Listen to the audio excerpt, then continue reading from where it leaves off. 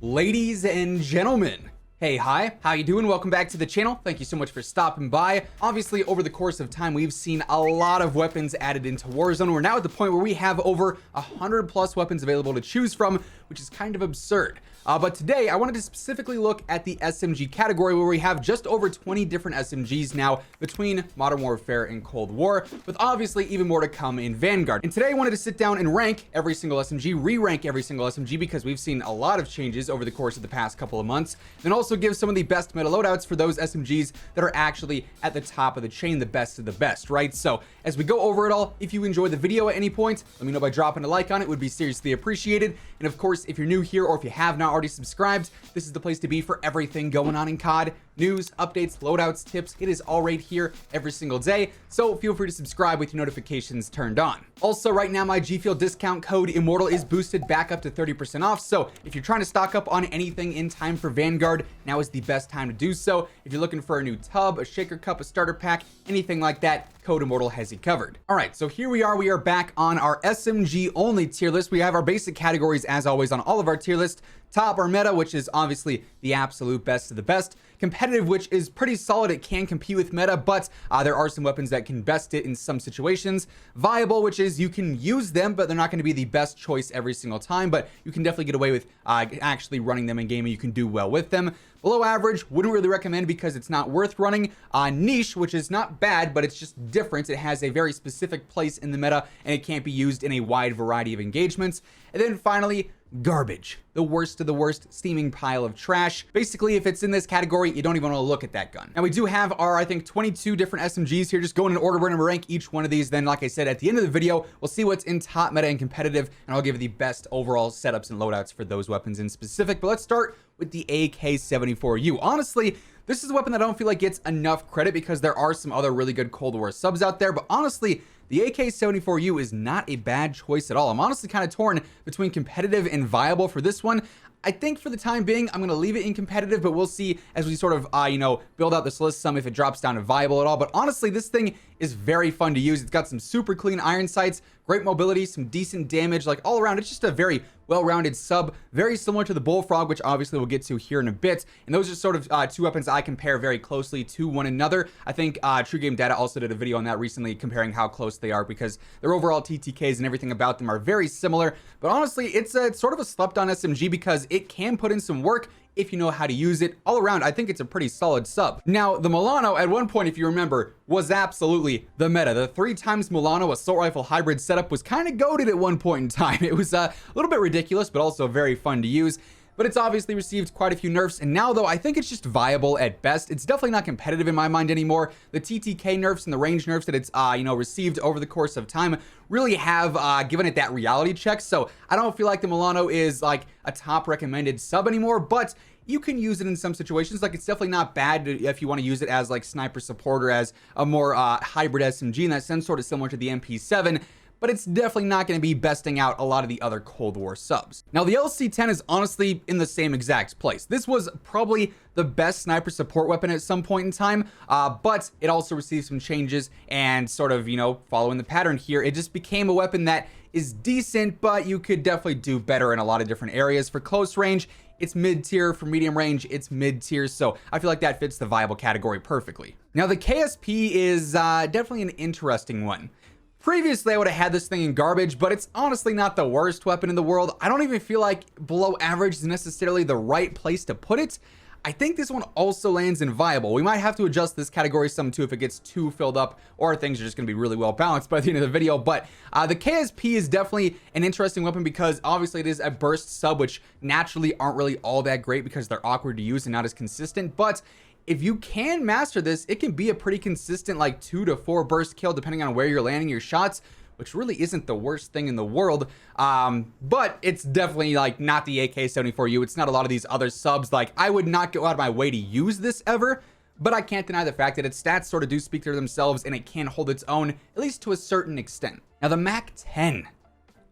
I want it so badly to be in top meta, but the TTK up close is just a tad bit too slow to be, absolute the best of the best, right? Which was why I think competitive is the right place to put that. That said, I'm already sort of looking at the 74U. Like, I would take the Mac 10 over the 74U every single day just because I'm biased and I love the Mac 10. But it just, when it comes down to it, fantastic for sniper support. It's got really good damage and damage drop-offs in terms of SMG range. So it's got that going for it. Fantastic mobility, great iron sights, great control, like all around. The Mac 10 is one of the best SMGs in the game. Has been for quite some time. It's not broken like it was one day at one point in time when it was top meta, but it's still easily one of the top choices. It's a top picked SMG for a reason. Thing's an absolute beast. Now the Cold War MP5, I'm gonna say is top meta.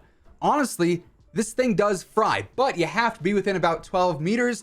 And then if we're talking outside of 12 meters, it's probably like viable because it just has insane damage drop-offs. But for sub range, if you're using this as your close range aggressive SMG, it is almost unbeatable. Its TTK is unreal. Also has great mobility. The control on it is a little bit more obnoxious than some of these other subs, so it doesn't have that going for it. But if you're within 12 meters, recoil is really not a huge problem just because the enemy targets are so large. It's very easy to stay on target. So the Cold War MP5 for me absolutely is one of those top meta choices. Thing is a monster up close. Now, as mentioned, I think the Bullfrog and the 74U are very similar to one another, so I'm going to go ahead and drop the Bullfrog in competitive as well. Both of those guns don't have insanely good TTKs up close, neither does the Mac 10. They're just competitive enough for an SMG to be really good and be usable, right? So I feel like competitive is very fitting for all of these so far, but you got that larger magazine by default, which is great for, you know, trios, quads, and anything beneath that. Really good iron sights, pretty solid mobility, like all around. You can't go wrong with it. Now, the Fennec is a tough choice because it does have a monstrous TTK, but its mobility really is not all that great. Its mag size is not really all that great. It is bogged down by the fact that it is a modern warfare weapon. So I do want to put it in competitive, but I think the amount of cons that it has as an MW weapon, which obviously almost gets hurt more versus Cold War weapons when you actually try to build out attachments, makes it land inviable for me. I'm not denying the fact that its TTK is absurd, especially in that like 0 to, you know, 12, 13 meter range, but there's just too many other cons that balance out the weapon to a point where that TTK really is not allowed to shine as much as it should because it's just too slow for a sub. Its velocity is really, really bad. So I think it's more so a viable weapon. You could definitely use it and get away with, you know, competing with it, but it's not going to be, you know, a top tier player's #1 choice by any means. Now, the ISO is definitely going to be the lowest ranking weapon on this list so far. I'm not going to say it's garbage because that'd be a lie, but it's definitely below average. Anything the ISO can do, the Fennec can do better. There's no point in using the ISO when the Fennec exists. Like, that's the simple conversation here. They're basically almost the same weapon. It feels like the Fennec just has a better fire rate and in turn better damage. So like the ISO just isn't in the conversation. It's just the little brother that gets no attention, right? So it's got to be below average. Now the MP7, honestly, is competitive. Yes, it does have some worse mobility than some of these other Cold War subs, unfortunately, but its TTKs we've discussed recently on the channel and its range are very, very impressive. So it can absolutely be used as more of an aggressive SMG for a secondary, or better yet, it can be used as sniper support, and it really thrives in that situation and in that scenario, in my opinion. So I'm saying it's competitive without a doubt. Now, the MW AUG is definitely another tough choice just because as a regular SMG, it's not all that great, but as an SMG with the hybrid ammo with the 5.56 rounds, it's definitely competitive. I feel like if you're using the 9mm rounds, you're just not doing yourself any favors. You're doing yourself a disservice. So if you're using the AR rounds, I think it's competitive enough. It's borderline viable though because the mobility is just so bad. But that TTK, it is pretty impressive. In the opposite case of the Fennec, this TTK is so good that some of the mobility cons don't necessarily outweigh that, but on the Fennec, they definitely do. Like, this thing is pretty spicy if you can use it in those specific situations, so I'm gonna go competitive. Now, the Striker 45, I'm not gonna lie, is a weapon that I think is probably the most disappointing because obviously it's a remake of the UMP, one of the GOATs in COD, probably a top 3 sub ever in history. And this thing is just not it. It's definitely below average, borderline garbage, honestly. Like, this thing has no damage, bad fire rate, bad mobility because it's an MW weapon. Like, why? Why does it exist in this state? It needed to be buffed a long time ago. It never got said buff, so it was never really able to shine, which is unfortunate because the UMP is, like I said, a beast, and this is just a terrible sequel to it, right?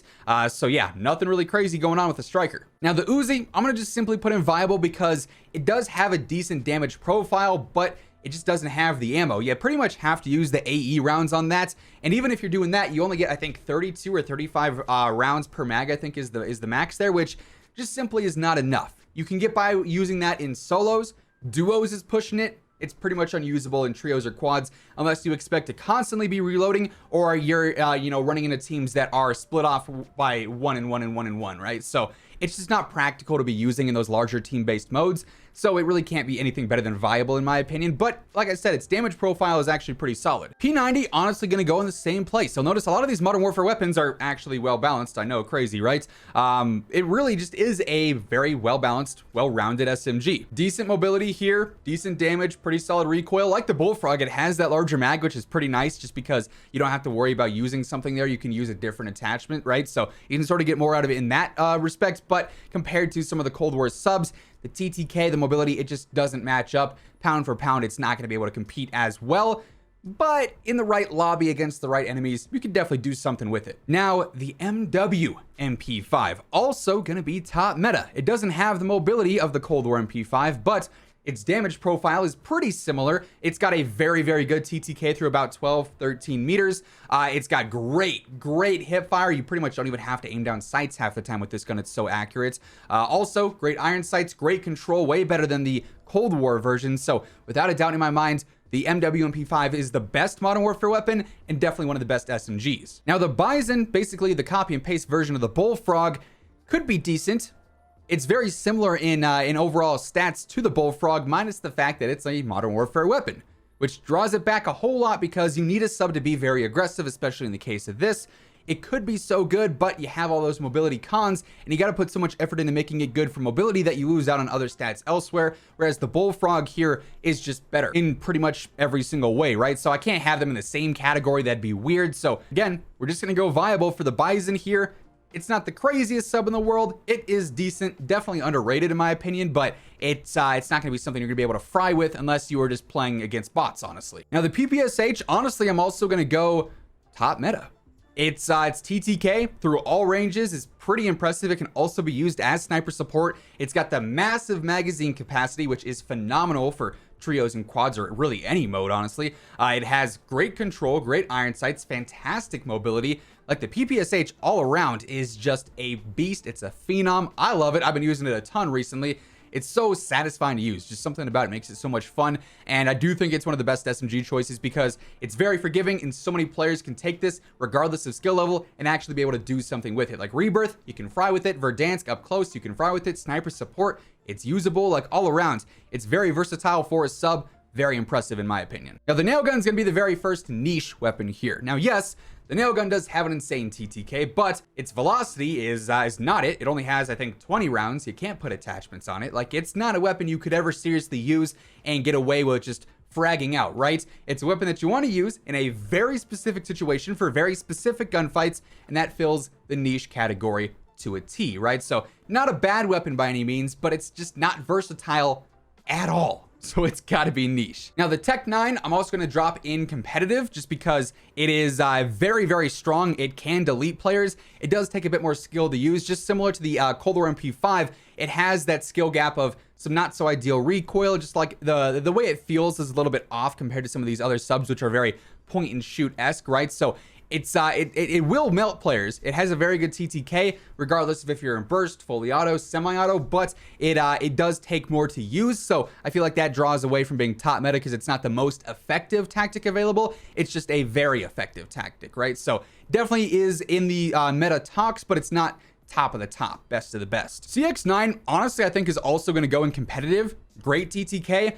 For an MW sub, it has decent mobility, pretty good range as well. Like all around, CX9 is not bad. I think the one thing that people overlook it for is that lesser mobility compared to something like a PPSH, Cold War MP5, a MAC-10, a Bullfrog. So it doesn't always have that going for it. But if you compare it to the MP7 or the Fennec or the Uzi or the P90, the CX9 is absolutely a great choice against those weapons. So, you know, in an MW only version of this list, it'd probably be top meta, but in the grand scheme of things with all the weapons and how the game obviously favors Cold War weapons for the moment, CX9 I think is just competitive. Now the OTS, easily top meta, without a doubt. It's probably a top 2 gun in the game right now. Its TTK, despite receiving some nerfs, is still phenomenal. Its mobility is utterly insane. It has great control in my opinion, super clean iron sights. For the past couple of months, it's been my go-to SMG, and even now, after it got nerfed multiple times, it's still probably my go-to SMG in most cases. Like all around, this thing is great in every single way possible. Does take a little bit to get used to because they have changed the recoil up some, but after you get past that and learn how it's going to behave, you will erase players with this. And then last but not least, we do have the Lapa, the newest SMG, which just dropped alongside the Haunting event. And this is also a very interesting gun just because it varies a lot in its overall strength in the meta, depending on what you're using, specifically when it comes to barrels, because some barrels really help out the TTK, some do no favors whatsoever. So for the sake of this list, obviously we're using the most optimal setup out there, which is pretty much a copy and paste of every other Cold War sub, if I'm being honest. And in that case, it definitely is competitive, but it by no means is top meta. It's honestly borderline competitive and viable because it's got really bad iron sights. I'm not a fan of those whatsoever. They look bad. So you have to use an optic, which unlike pretty much every other sub here, like I can't think of many other subs I'd want to use an optic on. Definitely nothing in top meta. Really none of these, maybe outside of the AUG, if I'm using it for like mid-range. And really inviable, probably wouldn't use an optic on any of these either unless I'm using the Milano for mid-range. Definitely nothing here with the ISO or the Striker or obviously on the nail gun. So truly it's the only SMG that has to have an attachment wasted just because the optics are so ugly. So that's a drawback. And then magazine size, not fantastic for a sub 50 rounds, but the fire rate is sort of back and forth depending on which barrel you're using. All around, it's just sort of an awkward weapon, but if you're able to hit neck shots, head shots, like it can be pretty decent in the overall meta. But it's not going to, I think, best out most of the top meta or even some of these other competitive weapons. It's just good enough to hang with them in certain fights. Now, conveniently enough, because these are all SMGs and they're all geared for the exact same playstyle of about 0 to most of the time 15 meters at max. Obviously, some of these, the Mac 10, the PPSH, some other hybrid SMGs like the MP7, they can be used up to like 25 meters in some cases and still be pretty competitive just because of their better damage drop-offs. But because they're all being used primarily for the same thing, all these setups are pretty much the exact same. I'll throw the attachments up on screen here, but every single Cold War sub, with the exception of the Cold War MP5, is going to be Agency or GRU suppressor, the Task Force barrel, the Tiger Team spotlight, the largest magazine that's not a fast mag. So in the case of the PPSH, the 71 round drum, on the Mac 10, the 53 round drum, then finally the Raider stock as well.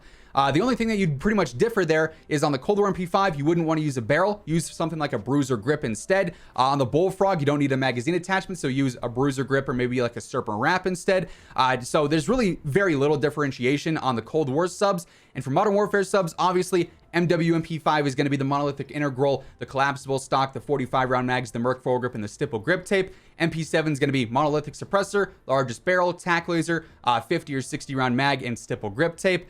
Same thing with the CX9, pretty much a copy and paste there. Mono, biggest barrel, tac laser, Merc foregrip, large mag.